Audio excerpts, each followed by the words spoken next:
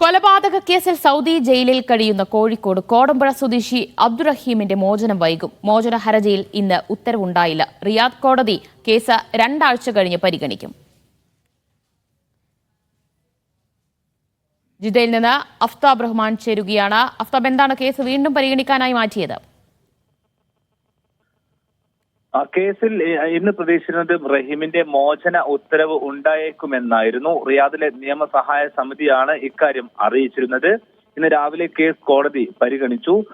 ഇതിലൊരു സിറ്റിംഗ് ആണ് ഇന്ന് കോടതി നിശ്ചയിച്ചിരുന്നത്. ഇത് പ്രകാരം കേസുമായി ബന്ധപ്പെട്ട വിശദാംശങ്ങൾ പരിശോധിച്ച ശേഷം ഇത് കൂടുതലായി പരിശോധിക്കാൻ വേണ്ടി വീണ്ടും 2 ആഴ്ചത്തേക്ക് നീട്ടിവെക്കുകയായിരുന്നു.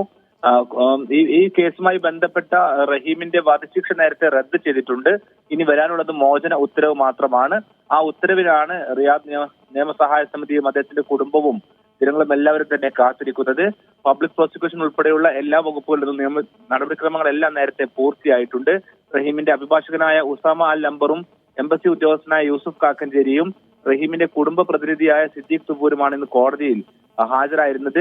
രാവിലെ 8:30ക്കായിരുന്നു കേസ് കോടതി പരിഗണിച്ചത്. ഇത് പരിശോധിച്ച ശേഷമാണ് കോടതി 2 ആഴ്ചയ്ക്ക് ശേഷം വീണ്ടും കേസ് പരിഗണിക്കുമെന്ന കാര്യം അറിയിച്ചിട്ടുള്ളത്.